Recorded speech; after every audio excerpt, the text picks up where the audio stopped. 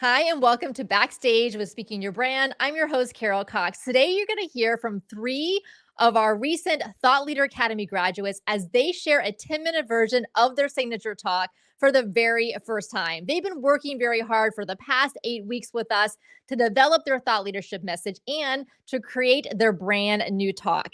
And here's the thing, as I often say, the women that we work with are incredibly smart. They're incredibly capable. They already create great presentations. The reason they come to work with us is because they know they're ready to step out of the expert trap.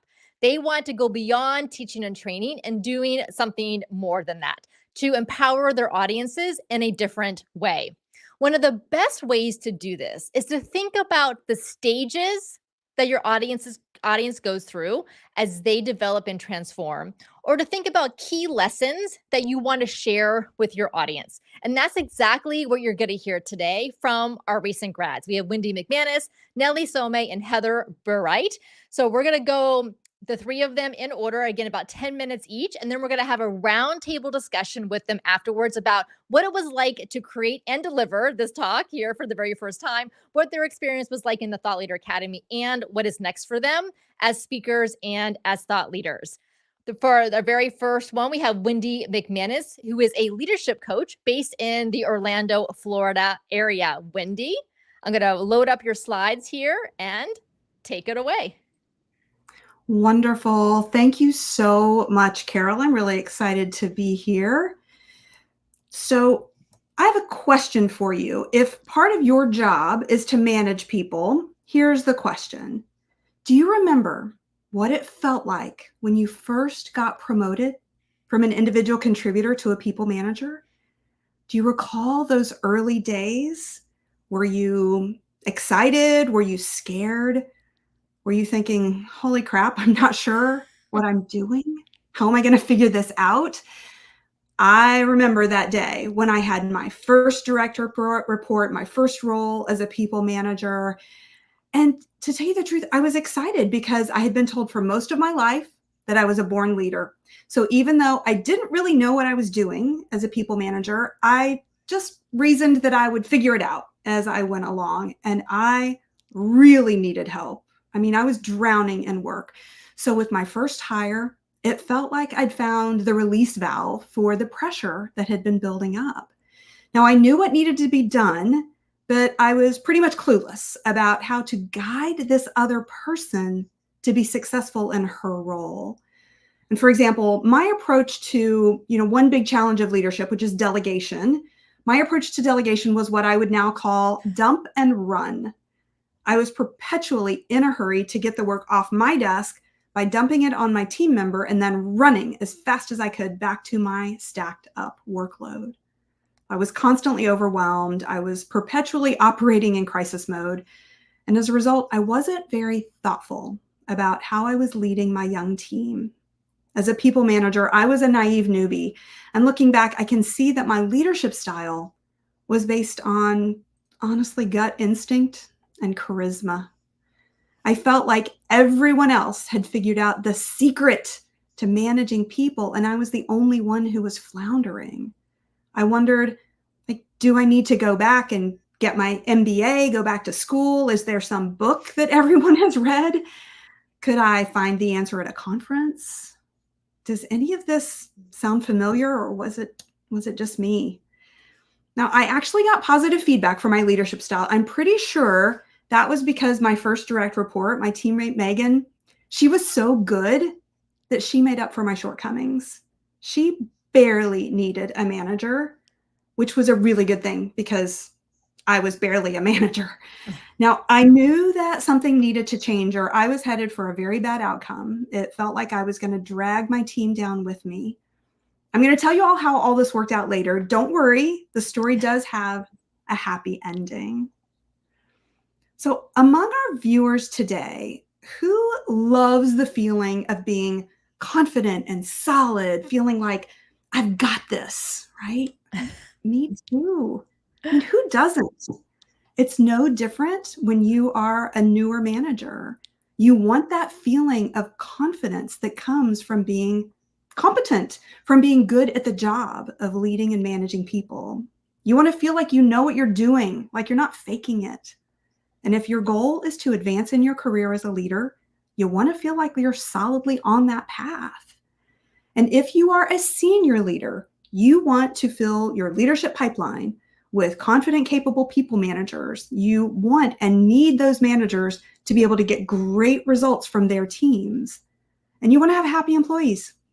They enjoy reporting to those managers because, as the saying goes, people don't leave jobs, they leave managers. So as a senior leader, you don't want to lose good people because their managers make it so hard for them to flourish. But it's tough, right? Because even though it's incredibly important, we generally do a poor job of preparing new managers for the role. What happens far too often is that we have a rock star individual contributor that produces stellar results.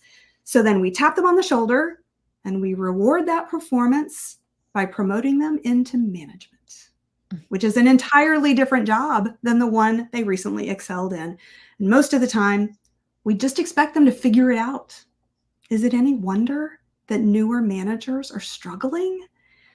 And if you're that person who just got that promotion, you just got that tap on the shoulder, you probably think that you just need to learn more skills or get more frameworks or tools in your toolbox so you can be effective.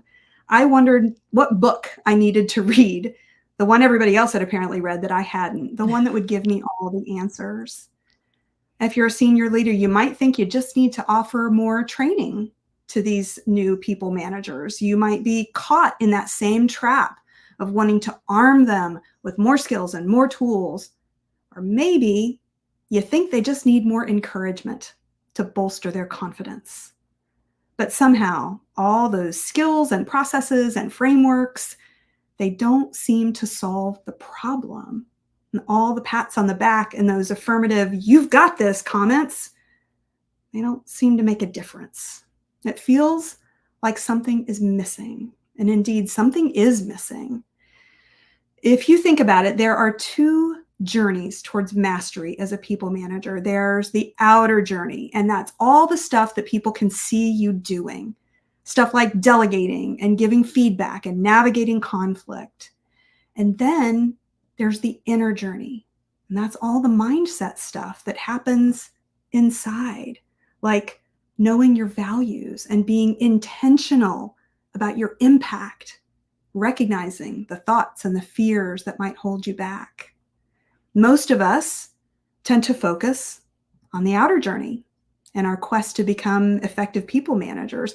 We focus on acquiring more skills and frameworks for our toolbox, but there's still something missing, and that's the inner journey of mindset and intentionality. And as a leader for nearly 2 decades and a leadership coach for the last 6 years, I've seen this story play out countless times. I've coached everyone from CEOs to first-time managers, and on the outside, their challenges appear to be very different. But peel back a few layers, and the issue of mindset turns out to be the real issue most of the time. And that's why I no longer teach the outer journey stuff without the solid foundation of the inner journey. I no longer teach the skills without addressing the mindset. Because working on the outer journey of leadership without addressing the inner journey is like building your dream home on a foundation of sand. It might look good at first, but before long, the sand will shift and your house will crumble. Don't get me wrong, the outer journey is important. We were talking earlier about delegation, so you're going to need to know how to delegate in a way that someone is engaged and excited and prepared to handle the project. But you'll also need to take that inner journey. You'll need to take a look at how you resist delegating in the first place, or why you do that and what you can do about it. You'll need to address the fears that are holding you back before you can become an effective people manager. And that's what I cover when I give the full version of this signature talk. We explore how your mindset, including your thoughts, your fears, your assumptions, and all that stuff that people can't see, is the bedrock and the foundation for successfully doing all those people manager things that people can see. In that signature talk, we walk the path that most new managers take, from the naive newbie that is just winging it to the tool collector who's always on the hunt for the next magical framework, and finally to the intentional leader who has both the skills and the mindset that's needed to unlock their team's potential. Now, remember in the beginning when I said that my early leadership style was based on gut instinct and charisma? I promised you that that story had a happy ending. I don't want to leave you hanging, even in this truncated version of my talk.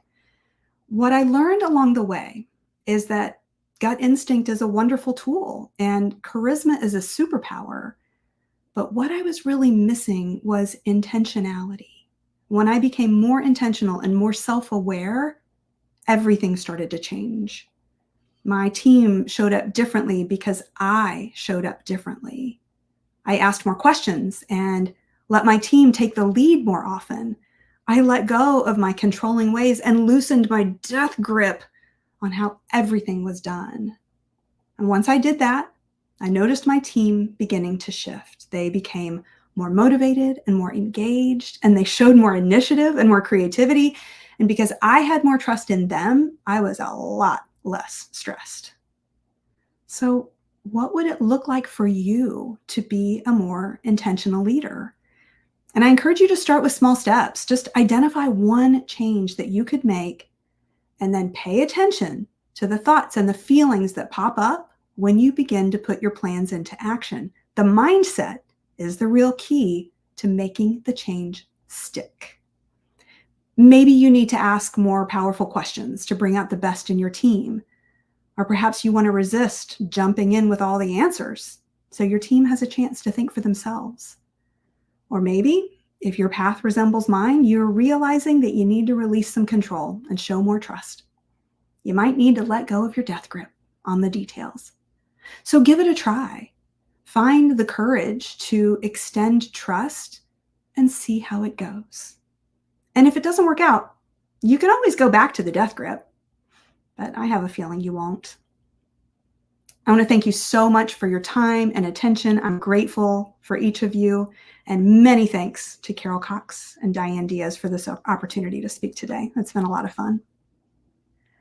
That was fantastic, Wendy. Congratulations on the first time out with your signature talk. So well done. And really the 10-minute version, I've learned so much, even just from this 10-minute version. You did a great job still wrapping the end back to the beginning, not leaving us hanging with how your leadership journey turned out. You got the 3 stages in there. Obviously, in the longer version of the signature talk, you go into much more detail of what those 3 stages look like, along with audience activities and questions that they can reflect on as well. So Wendy, let me ask you this before we go to our next participant. How did that feel to deliver that for the first time? And tell us a little bit about how the development of these 3 stages happened in our VIP day together.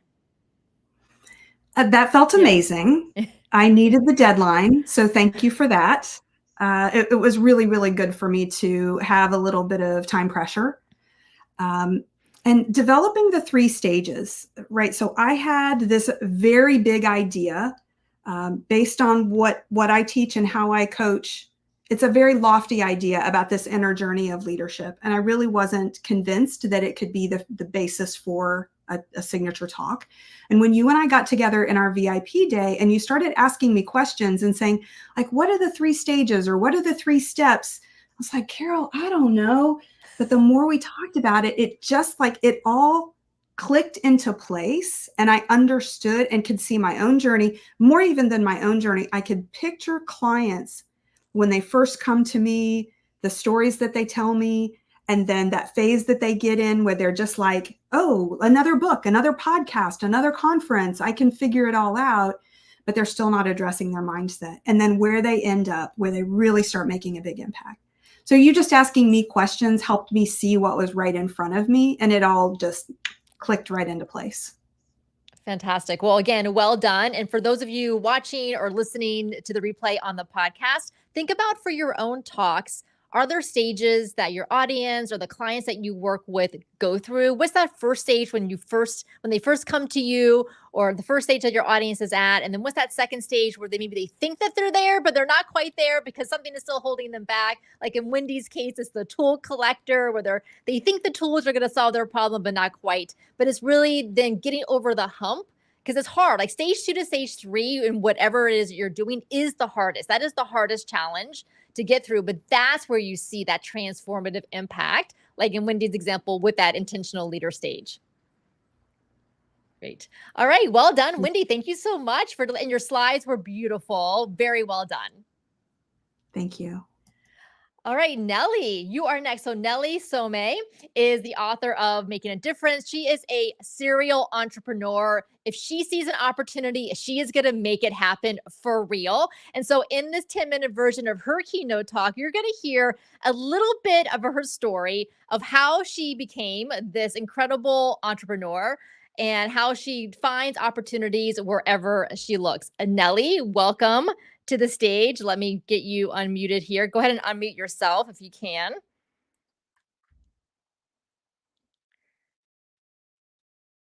And I'm going to add your slides here.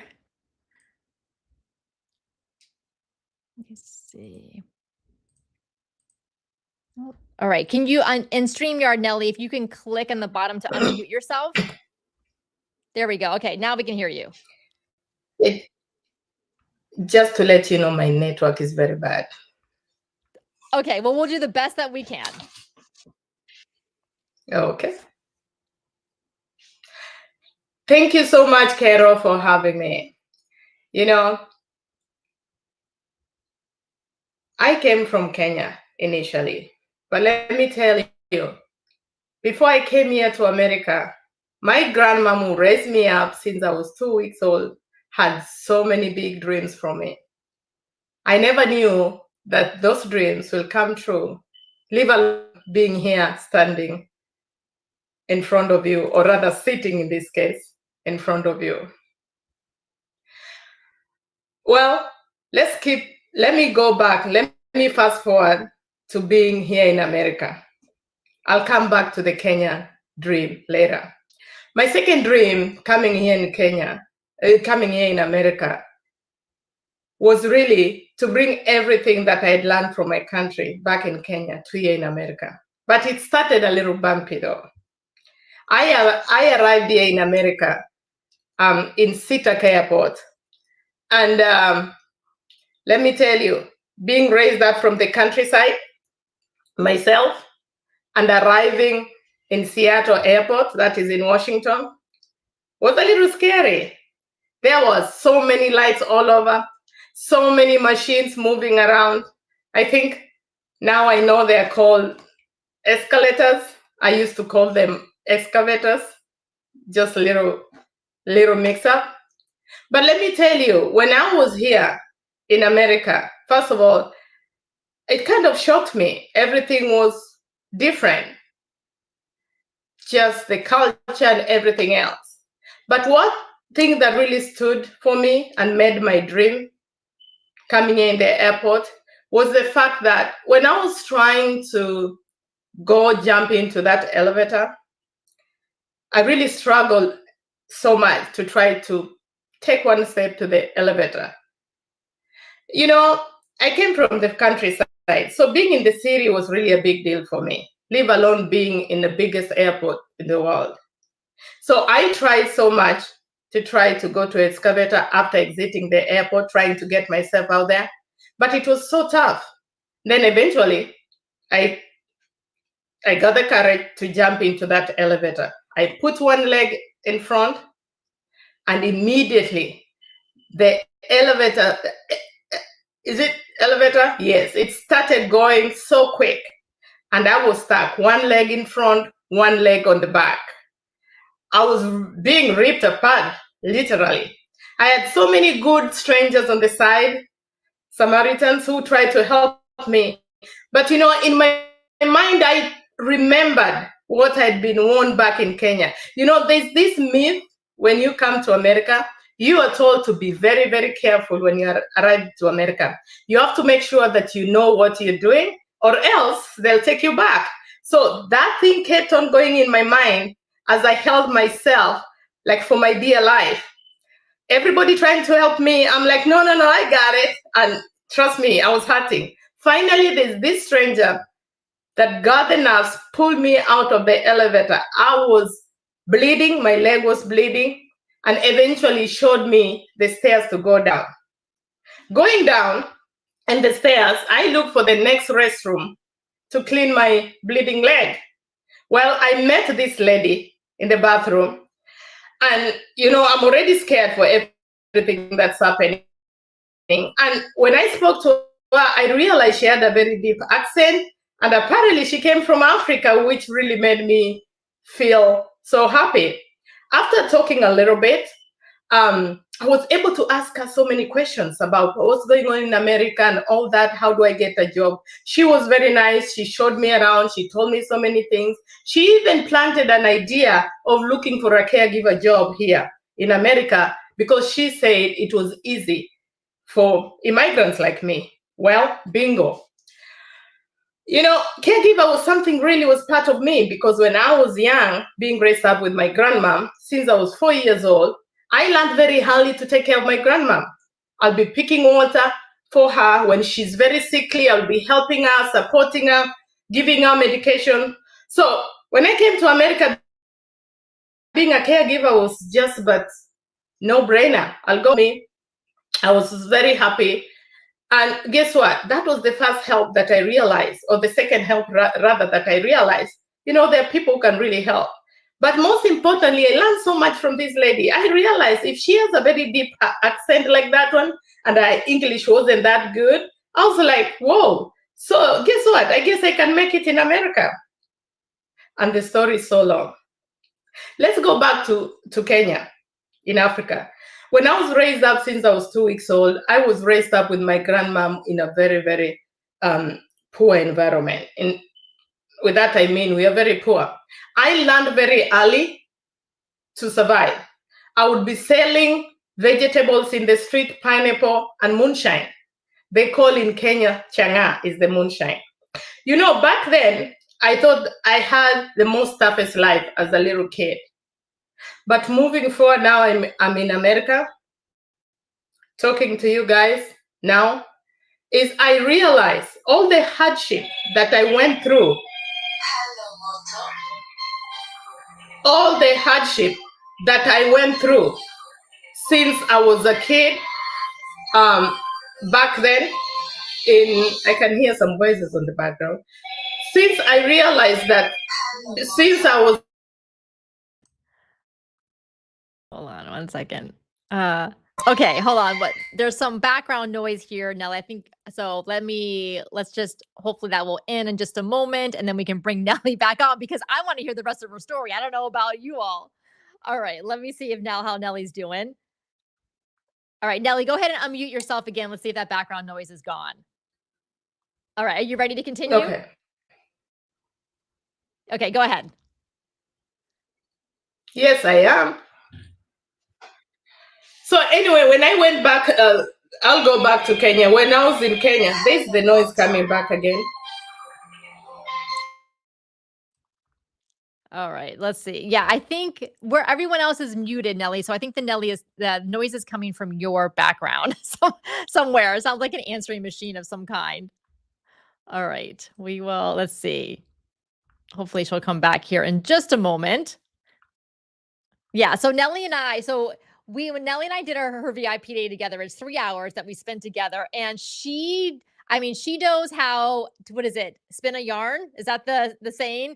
To tell stories. And her entire keynote, we have these stories from her growing up in Kenya, but then her coming to the United States after she won the green card lottery, which was a complete surprise. And the lessons that she took from her grandmother who raised her and how she applied that when she landed here in America and becoming such a successful entrepreneur. So that's another idea to think about for your own keynotes is, again, you don't want to teach and train your audience on something when you're delivering a keynote. You really want to think about What are some lessons? What are those hard-won life lessons? What are those key insights that you've learned in your life or your career or your business that you can share with your audience? If you think about kind of distilling 3 lessons from your stories, that's a great way to also frame the content of your talk.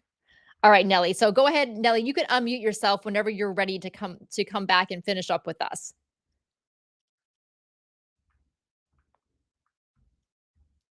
All right, let's see. Oh, lost the camera going. All right. You know what? Diane Diaz, our Elite Speaking Coach, and I, we have done so many virtual presentations. We've done live virtual summits during the peak of the pandemic with 10 incredible speakers. I must say, I would prefer in-person speaking engagements any day of the week over virtual, because virtual, there's so many technical issues. In person, you just stand up in front of the room. Your slides don't work, doesn't matter. The microphone doesn't work, doesn't matter. The internet is a whole different thing. But this is why we do this, because it's great practice. All right, Nelly, do you want to unmute yourself? Are we ready to go? I'm ready to go, but my camera is not for some reason. Speaking of technology. Yeah, I know. All right, you're fine. We'll keep the focus on the slides here and keep you a little bit smaller, and we're good to go. Okay, so let's pick up from your first lesson here.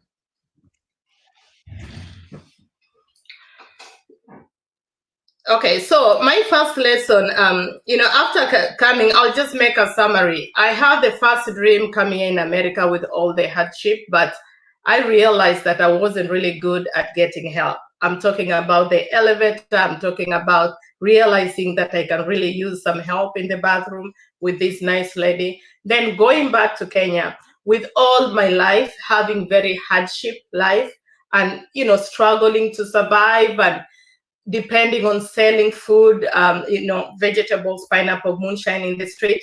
Back in the day, since I was young, I thought that was very tough. Little did I know that my childhood really prepared me to be whoever I am now, a serial entrepreneur.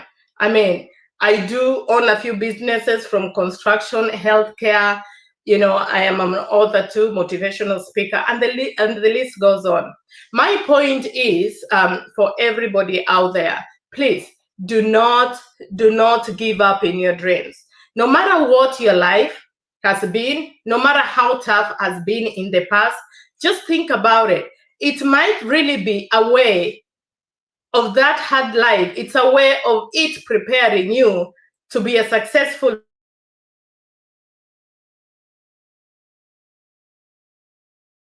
To me, in my case, all that entrepreneur and struggling when I was a kid really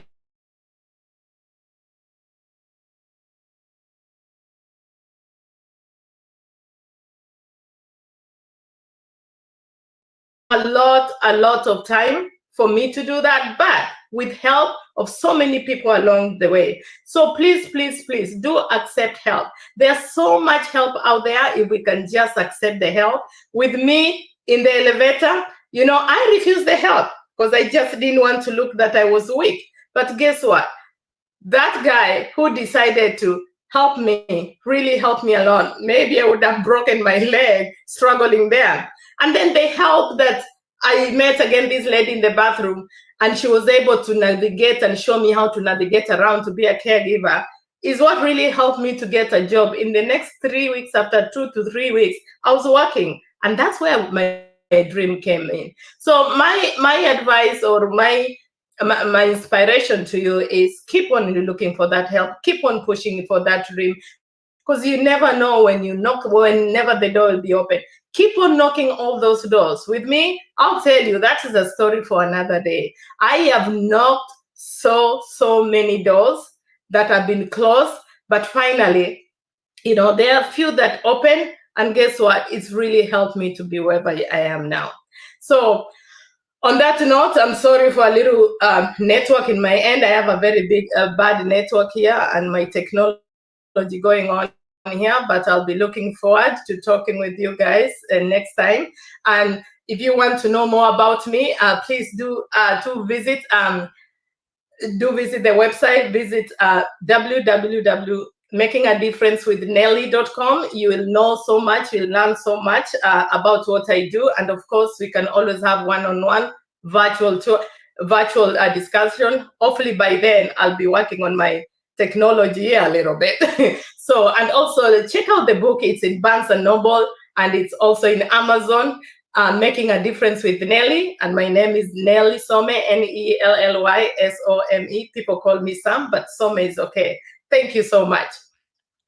All right. Thank you so much, Nelly. Fantastic. I know having technical difficulties is never fun. It also kind of can rock your focus. You did a great job kind of just picking back up where you left off. So congratulations for this. I think this is your first virtual presentation ever that you've done, because you've been an entrepreneur out in the real world, right? For not online. So again, congratulations. Yeah. On doing this, really. And so, okay, let's go to Heather, and then we will do a roundtable discussion. So Nelly, go ahead and mute yourself here in StreamYard. And then Heather Burright is the founder of Skill Masters Market, and she works in the learning and development field with nonprofits. And she's going to share with us the 10-minute version of her signature talk. Heather, take it away. Well, I'm going to try. I'm also having internet issues, so it's the day for it. For sure. We're going to give it our best shot. All right. So, have you ever tried to change a behavior or create a new habit? All right. Is it coming to mind? What happened? Think about that experience. Was it easy? Were you successful? Where did you stumble? So I want to tell you a little story about a habit that I had to create. So last year, I went to my primary care physician and they did some blood work. And the doctor called me after the appointment to say, everything looks good. So I didn't take any action.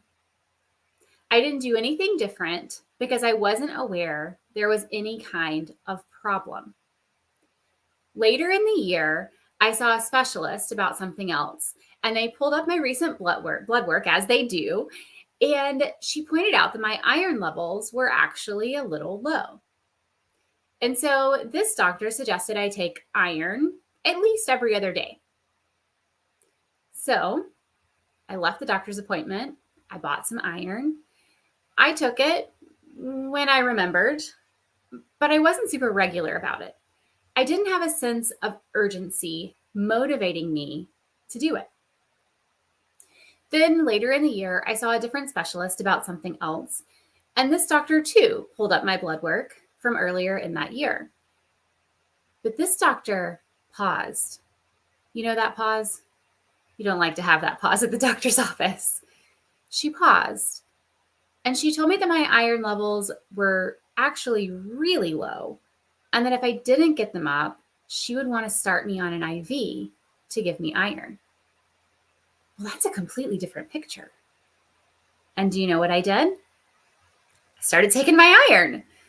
But it wasn't until someone made me aware of the problem, they gave me instructions on how to fix it, and made me uncomfortable thinking about the alternative, that I decided to change my behavior. And even then, I had to set an alarm on my phone to remind me to take it. Behavior change is a funny thing. Taking iron is a simple task, yet I needed awareness, a sense of urgency, and a prompt to do it. So why are we surprised when we want our learners to change something and they don't? Even a simple change can feel really complex. And we have to be intentional as we design for behavior change at every step in the learning and development process. And that's what we're going to explore today. Here's the challenge. Knowledge doesn't equal behavior change.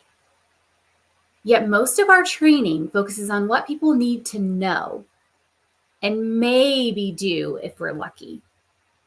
They don't actually account for the behavior change.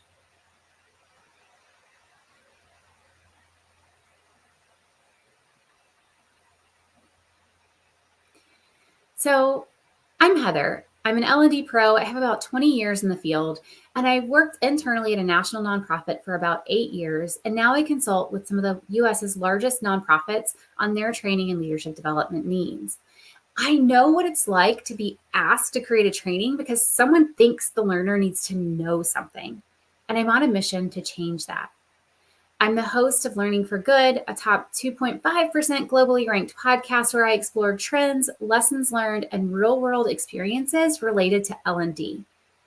And I formed a private community for nonprofit and association L&D pros to learn and grow together. And I'm also a contributor to many industry organizations such as Chief Learning Officer and Training Industry, Inc. I've been at this for a while, and I'm on a quest to always do it better because the people we serve deserve it.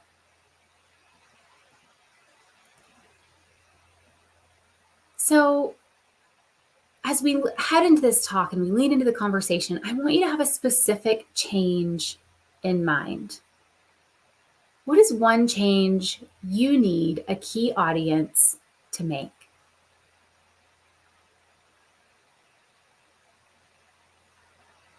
And then how will you help them make that change? Historically, our answer has been training. In fact,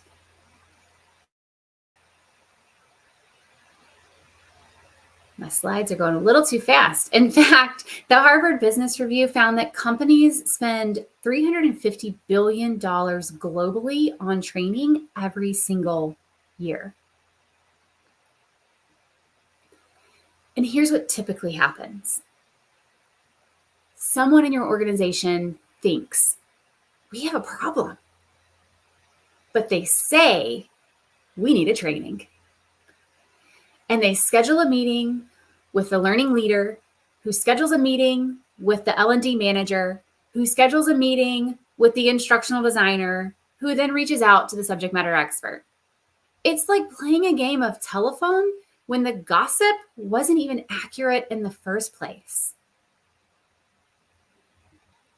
And the training doesn't always work. Traditional training focuses on knowledge, not behavior, and it crams too much information into one solution. It isn't based on behavior change principles, and it doesn't account for external factors like supervisor buy-in or existing systems and processes that the person's going to have to deal with. It isn't personalized for the learner, and it often just doesn't work. So why do we always go with training? As American rapper Cheryl James said, change is not an event, it's a process. And training is an event. So I want us to shift from training, an event, to a human-centered process. And today, we're going to cover the first of 3 C's to help you get there. The 3 C's are context, change, and community. So we want to avoid the telephone game.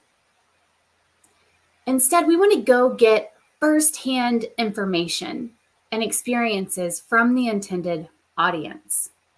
This is the context. These conversations provide us with the context we need to inform how we design for behavior change. And there's 2 components to context.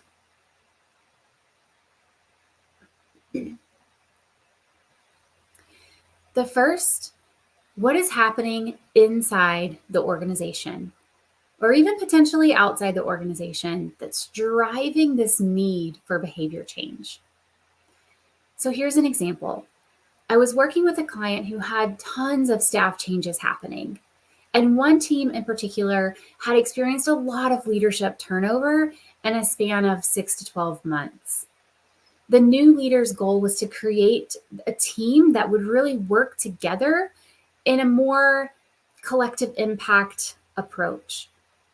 They had traditionally worked with external partners on a very transactional level, and to achieve the organization's strategic goals, they needed much deeper partnerships in the communities they were working in.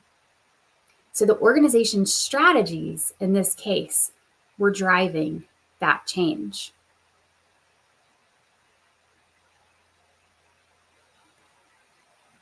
The other component of this is, what is the day-to-day experience of the learner?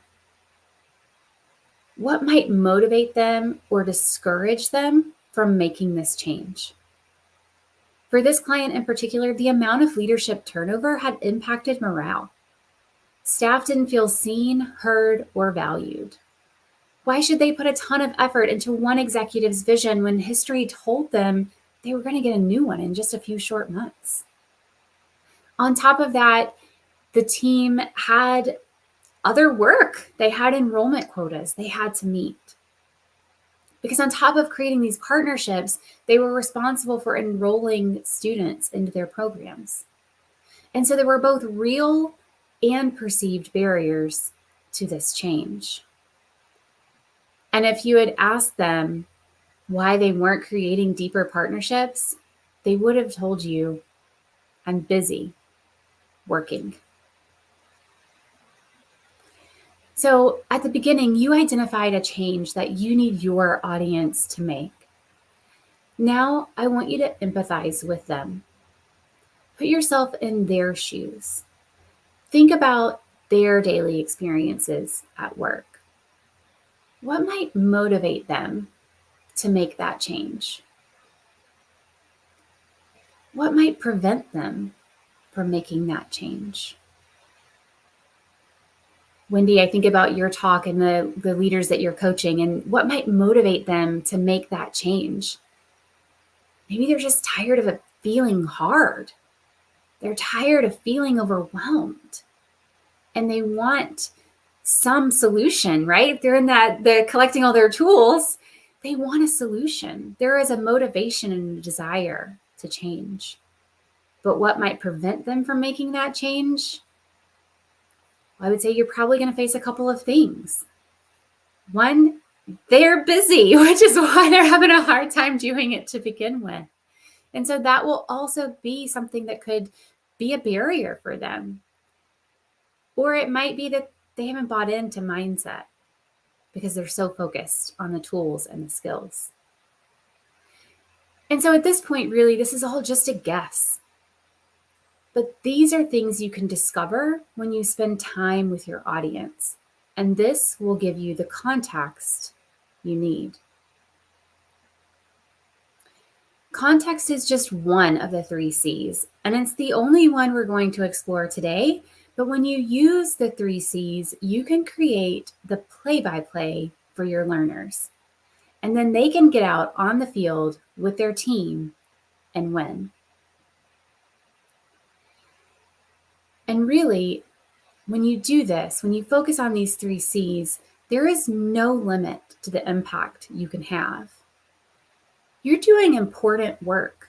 You're a strategic partner to others in your organization. You're helping people navigate change and show up as their best selves every day. You're building the future leaders of your organization. You're amplifying the work of your nonprofit, accelerating its impact, and making a difference in communities around the world. A couple of years ago, I created a learning experience for a client.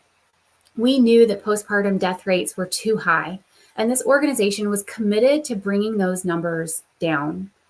They saw doulas and midwives as the conduit for this. So we set out to create a behavior change. We needed them to build a great relationship with their clients, and we needed them to recognize urgent warning signs in postpartum women. We needed them to leverage the relationship they're building to encourage their clients to seek medical care. And so we designed an experience to help create this change. A few months after we launched, we heard from one of the learners. She had done it. She had recognized something that was going on with her client, and she got her to seek care. She was right. She probably saved a life. All because we were intentional about how we designed that experience. Do you want to have that kind of impact?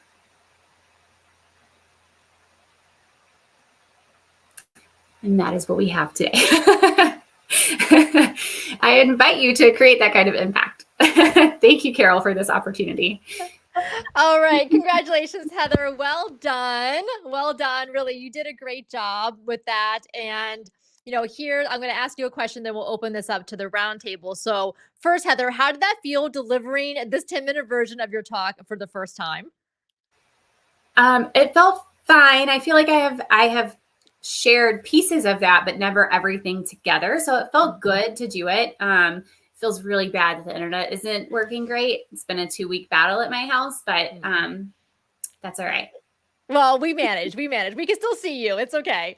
All right. So then let me ask you this, Heather. So I know that when we worked together on your VIP day, clearly because you create trainings for a living, right? That is your business. That's the work that you do with the nonprofits that you work with, is you create these training experiences for them. So that I knew when we were working together on your signature talk, that it would be very easy for you to do a training for your audience, conference presentation, whatever it happened to be. And so I knew we needed to pull back and think about the bigger thought leadership of what makes your approach different. And that's where, in all my questions during our time together, was deciding on the 3 C's, the context, the change, the community, because, and for the audience who are watching and listening, so this is what I want you to think about, is like, Heather's not there at the conference to teach the audience how to create a training. Like, that's not her role. Her role at that conference is to help the audience see maybe where they're getting stuck, maybe why things aren't working as well as they could be, and what can make the difference. And then obviously why Heather is the go-to expert, right? Because she's still the expert. Why Heather's the go-to expert in her company is to help them navigate that journey that they want to for their learner population. So then, Heather, so let me come back to you. How did you feel when I suggested that you open with that story about needing to take iron and that habit not taking hold until that third doctor that you saw? I mean, it felt natural, I think, in that we use stories in training too as a learning tool, but I hadn't really figured out how to pull all the pieces together. And so I knew that the story was relevant. I wasn't sure how to create all those connections because I hadn't really labeled my 3 C's. I hadn't really thought through how all of those pieces were connected. So I knew it was a good example of behavior change. I just didn't know exactly how to tie it together yet.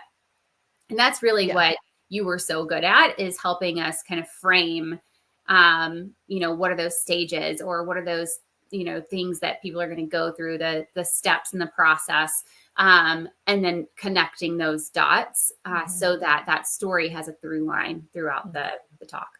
Yeah.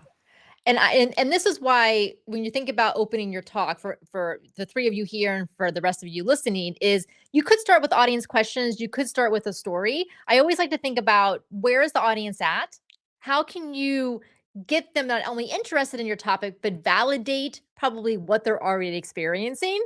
And I know all of us have tried to form new habits, and we probably have been successful at some, have failed at others. And so right away, I'm like, oh yes, like I'm there with you, Heather, because I have probably been in a similar situation. And so now even though I don't do anything with L&D in that industry like you do, I'm still interested enough in your topic to want to listen to the rest of it. All right, so let's open up to the rest of you. Nelly, let me bring you in. You can unmute yourself.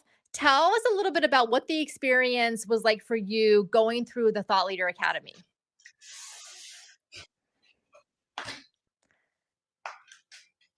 Nelly, can you hear me? No? Okay, you're unmuted. Can you hear me? Yeah, can you hear me? Yeah, and I can hear you now. Tell us what your experience was like. Yes, I can. I can now. Okay. Tell us what your experience was like in the Thought Leader Academy.